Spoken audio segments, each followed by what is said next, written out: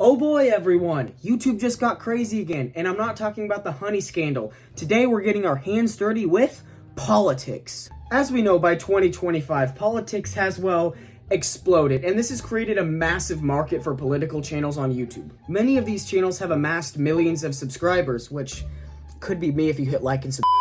Anyways, one of these shows on YouTube was called The Bbrettcooper Show, which was a right-wing political commentary show made to appeal to younger people. Her show was hosted by The Daily Wire, which, if you don't know, it's the same one that has Ben Shapiro. Okay, so who exactly is Bbrettcooper? I'll keep this short, but basically, she was born October 12, 2001 in Washington and was eventually raised in Tennessee. Interestingly, she was a child actress, making appearances in the 2012 film Parental Guidance. Later on, she would graduate from UCLA with a degree in English and a minor in business. Now, you may be wondering, what makes a political show so interesting? And I think that's a fair question, so let's start at the very beginning. Back in January of 2022, she would join The Daily Wire starting her show. Having quickly grown to one of the most popular political commentators on YouTube, you might think that, well, she's just gonna go down in the Daily Wire Hall of Fame and they'll keep her forever. So of course we have to quickly understand, what is The Daily Wire? The Daily Wire is an alternative media platform founded in 2015 by Ben Shapiro and Jeremy Boring. Fitting name, to be honest. And of course, with all major companies, especially those involved in politics, scandals are bound to happen. So the saga where we jump in starts on December 10th, 2024, when she would create her last podcast and officially leave the Daily Wire. And as with usual traditions, the internet fucking exploded. Now, allegedly, she has an NDA, or non-disclosure agreement, which means we probably won't know the full extent of what's going on ever. So this is how the internet comes up with their theory of basically she wasn't allowed to talk about what she wanted to on her show, causing her to ultimately leave. Something that only fuels this fire is on her last episode, she wore blue. And you might be thinking, well, what does that mean? Well, across all of her social medias, her fans were saying, wear blue on your last show if you can't talk about something you want to. And lo and behold, she wore blue. In fact, the entire last episode of the podcast was filled with subtle hints about maybe she didn't leave on the best terms. You have heard the rumors online, and the rumors are mostly true. Why does she say it's mostly true? This is another thing that people are saying, so why would she say mostly true? Not true that I am being forced out. It was my own choice to leave. And believe me, this is bittersweet. Why did you choose to leave? So this is where we get into, okay, so we know she wasn't fired. Why was she kind of, why are you leaving when you had such a popular show? What's going on behind the scenes? But of course, this would not be the last time she would throw some shade at the Daily Wire. On December 21st, 2024, at the TPUSA, or Turning Point USA, that's another right-wing political show if you don't know. So like I said, you gotta pay some close attention here to make sure you catch all of this. But I ended up moving to Nashville where I launched the comment section, So you can see here the crowd is very much cheering when she says she launched the comment section.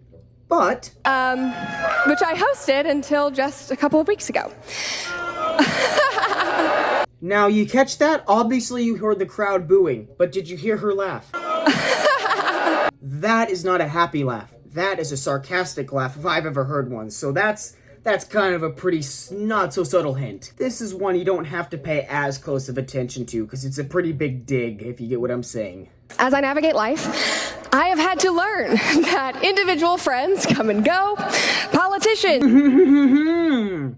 What do you mean individual friends come and go? Does that mean that you, say, made some friends at work that pissed you off and you're no longer friends with them, so you left? Now, after her final episode on the podcast, her friend Reagan Conrad, as she mentioned in the video, her former producer, would take over as captain of the ship and lead it into great new adventures and success.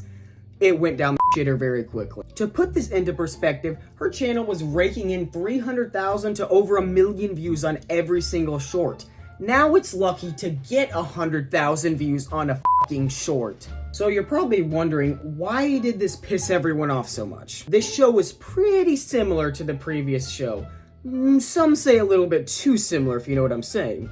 Reagan allegedly took acting classes to mimic her friend when she took over the show. While this isn't proven by any stretch of the imagination, and all my attempts to find out the truth ended in the dirt, it would show that this was planned many months in advance of what eventually happened. And to put this in perspective, they were really good friends. Like, she was on the show often. Like I said, she was the producer of the show. She often made appearances on the show. So of course, with the channel absolutely going downhill and the internet being the way it is, the comments on the new podcast are just fucking diabolical. So if you picked up on any of her original mannerisms from the last video I showed you, just watch the first 10 seconds of this. Welcome to a new chapter of the comment section, and I am your new host, Reagan Conrad. Now, some of you are probably asking, who is this chick? Where is Brett? What is going on? And those are all very valid questions. You see, even the hand movements are the same. If someone was taking over my channel, they would do like this or this. She's doing the same thing. This is like when my parents replaced my dead goldfish with another goldfish and acted as if I wouldn't notice. Fair point. They can't even turn off the comments because then this channel would be called The Section. Yeah, you can kind of see people weren't too happy about this. So as you can imagine, her whopping 8,000 followers on TikTok, to put that into perspective, Bbrettcooper has 1.1 million. For fuck's sake, I have 165,000. Like here, if you look at the like-dislike ratio, it's utterly insane. I mean, this is truly an embarrassment. So a small section of Reagan's fan club got a little bit pissy about this. And on its surface, it seems fair. She is getting a lot of hate, but it doesn't account for the channel doing a Malaysian Flight 370. The most interesting video I was able to find on this subject comes from someone claiming to be Reagan's actual cousin. Now, this is a 9-minute video, so we're just gonna watch a couple clips of it here. I, for one, am not gonna stay silent, and I'm about to tell you exactly what happened. I suggest that you listen to this video, and in fact, even share this around, because I will gladly listen to this video, and I will share it around to my 100 viewers. Needs to be spoken about, and Reagan's name needs to be cleared. I'm Riley Conrad, and my cousin is Reagan Conrad, who works for the Daily Wire and is the current host of the comments section on YouTube. The previous host was Bbrettcooper. If you're unaware, the internet, especially Bbrettcooper stans, have been up in arms over the fact that Bbrettcooper recently decided to leave. There's been a lot of speculation over what happened, why did Brett leave. The speculation unfortunately turned into rumors, and then the rumors were taken and ran with. And then my cousin just began to get hated on, and it's... Now, I do think she makes a fair point there. Rumors often do get taken out of proportion, as we've saw often on the internet. But I do think a lot of things are sus here, and I think she's forgetting that. What really happened? Okay, Brett chooses to leave learn. over reasons that legally I don't believe I am allowed to say, so I'm not going to touch on them. And honestly, that's Brett's story. But moral of the story, Brett decided to leave. 100% Brett's decision. And Brett said that herself, although people aren't believing that. I do understand the circumstances are a little weird, but Brett chose to leave. That is what you need to know. Okay, this is where we get into why I don't think this video is very credible. She's just saying, well, she chose to leave, so there's nothing sus about it. That's not how things work. So on the complete other side of this, Bbrettcooper's friend Amir Odom, who's been her friend for basically her whole life, would come out and make a statement on this. Now, I just want you to pay attention really quick, where he says, and if there's one thing I've learned this year, it's that fraudulent, soulless, and broken people run amongst us every day. What do you mean by that? So this just creates a whole lot of speculation. And as you can see, there's very contradictory sides to the story, making it hard to decipher what exactly is the truth here. And just to throw some fuel on the fire, just like Gavin Newsom, she unfollowed Reagan on Instagram and deleted every single post with her in it. But this gives a lot of legitimacy to the she was ran out argument, even though she probably left of her own accord. So since we can see the controversy is absolutely ridiculous, I decided to go to the home of the best information on the planet, Reddit. And I discovered that Bbrettcooper has 2 subreddits, a useful one where her fans post nice information about her, and another one called Bbrettcooper Safe for Work, where weird dudes post pictures of her to jerk off to. Holy fuck, Reddit. Reddit just doesn't change, does it? It's just a true hellhole. Okay, so I found this post on there where someone showed a Daily Wire advertisement where they're still using her in the advertisements. And speaking of advertising, since I've had to watch these channels over the last couple days, the amount of fucking advertisements is ungodly. So check out my referral link for Good Ranchers. It's only $800 a month for something you can get at Walmart for $50 a month. Hey, buy it so I can buy another f***ing McLaren. Like, I know this is off subject, but it just seems like a problem with political shows on YouTube. Why can't you advertise something cool like online gambling? Why does it always have to be stupid stuff? Like, if I had thousands of dollars laying around to burn, I would use it to start a business, not to buy $1,500 worth of canned food from f***ing My Patriot Supply. Just go to Walmart and buy it for 75 cents, dude. Okay, but it does seem a little bit suspicious that they're still using her in their advertisements.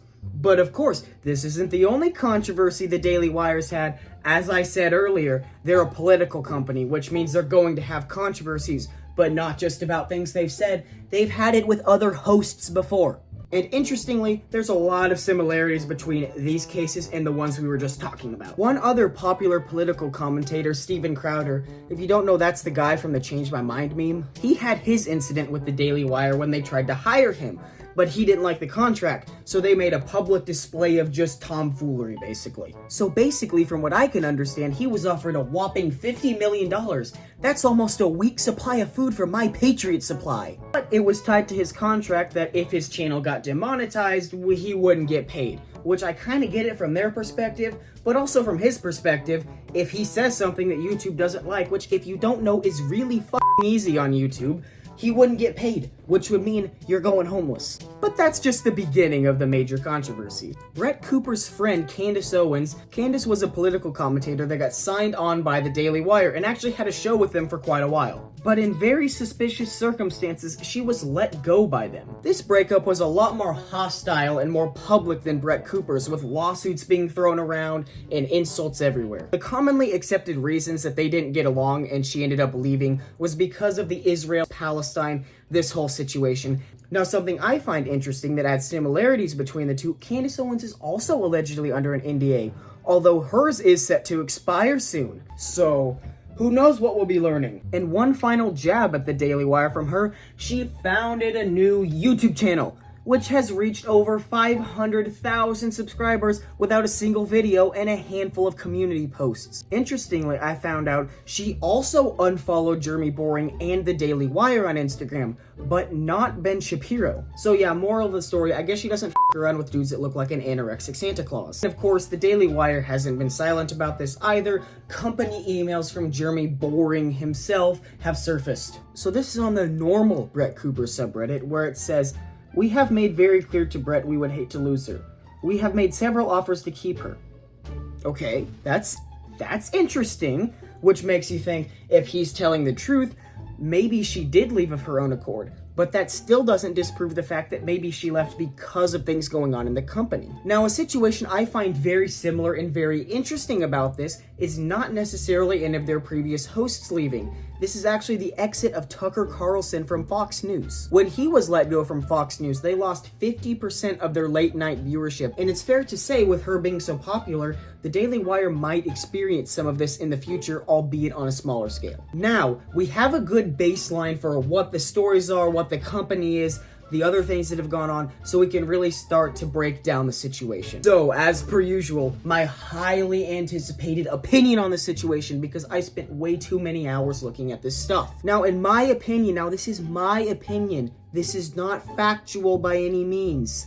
I think she was angry with the Daily Wire because she wasn't allowed to speak about something, and therefore left of her own accord despite the offers she was given.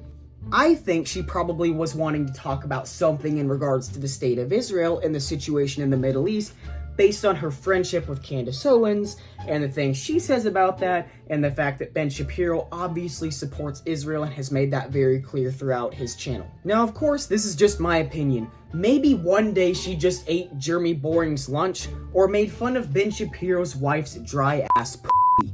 See, that it frankly sounds like somebody describing what amounts to a serious condition that requires the care of a doctor. Okay, so he asked his wife about Cardi B's WAP.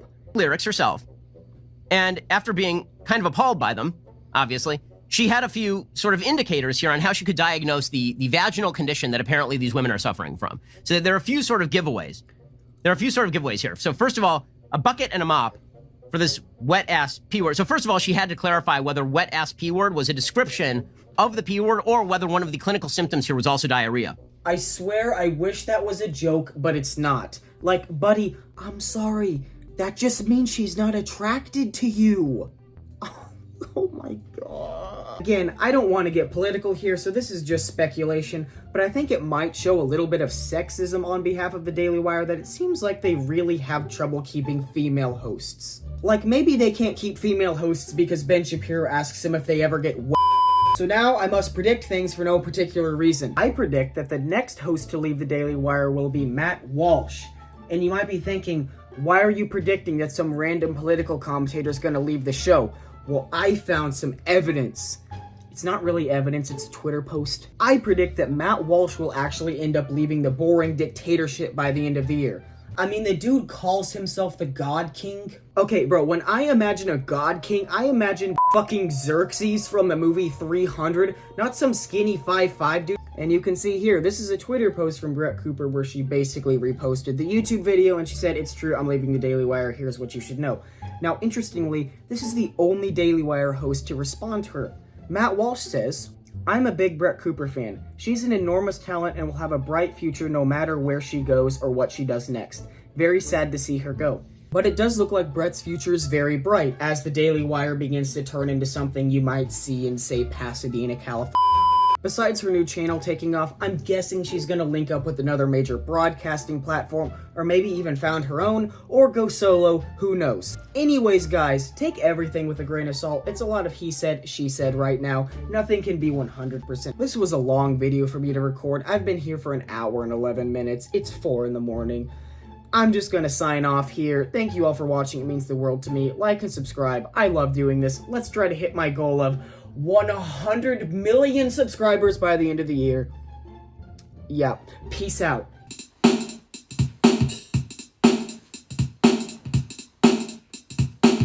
What? Why? How do you fall? I set you up on a phone stand for a reason. Bazinga!